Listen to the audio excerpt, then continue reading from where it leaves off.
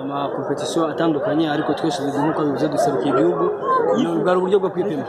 So icyo navuga nuko tumeze neza, urebye tumeze neza, gusa ntabwo navuga ko tumeze neza 100%. Niyo mpamvu dukina aya match amical kugira ngo abatoza bagende bareba ibigenda babyongere, ibitagenda babashe kubihindura.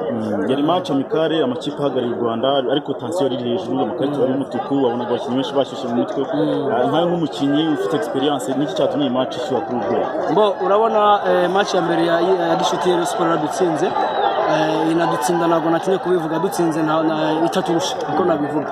So natwe rero nka equipe natwe yitegura match kandi tunifuza gutsinda, ntabwo twari kongera kwemera ko Rayon Sport gutsinda kabiri. Niyo mpamvu navuga ko ariyo tension ari hari, ariko nta bundi bugome, nta wundi mutima mubi, twari gushaka kugira ngo buri wese arebe ko yatsinda.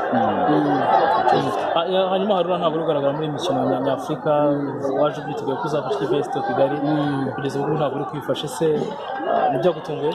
Byarantunguye, byaranambabaje kubera ko ni nayo mikino ngiye ubwanjye nkunda cyane kurusha indi mikino, kuko ngiye nkuko nabivuze nyewe ndi umukinnyi ariko mba ndi no muri transit, mba nifuza kugaragara, mba nifuza kuba nabona n'andi ma equipe, ariko buriya buri kintu cyose kibaho kubera Imana. Icyo navuga nuko nifurije equipe yanjye gukomeza kwitwara neza, ndetse nsaba n'Imana ko dufasha tukatambuka, ko bitambuka natwe tuzabasha gufasha equipe. Umujyi ubaye muri Est Kigali ni ikipe umaze kubona gute? Njyewe maze gukina ama equipe menshi, maze gukina umupira igihe kirekire, equipe yose ngezemo mba numva ari mu rugo. Gusa AS Kigali ni equipe ubona y'abajene, ni equipe n'abatoza n'abantu twabanye muri football igihe kirekire, urebye umwuka umeze neza na kenshi. Hanyuma Haruna, tugereranyirize wabaye amakipe muri Tanzania afite abafana, ikipe Yanga n'ikipe ya Simba, ese kuba mu kipe nk'ingi idafite abafana niko nabivuga, umwuka umeze gute, wumva umeze gute mu by'ukuri?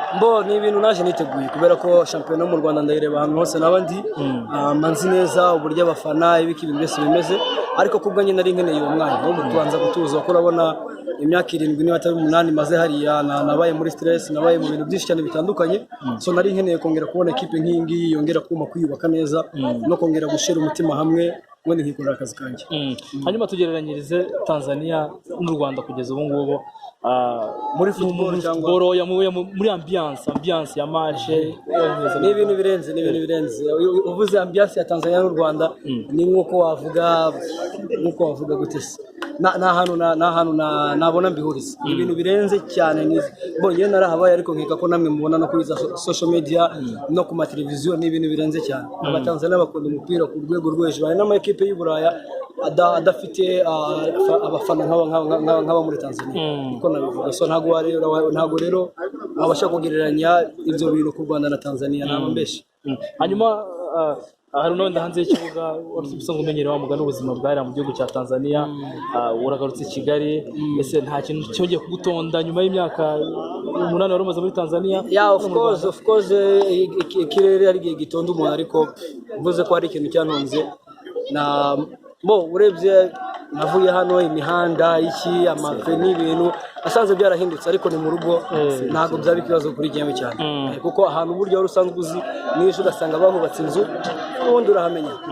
Hanyuma wese wenda nk'imirire yo mu gihugu cya Tanzania niya hano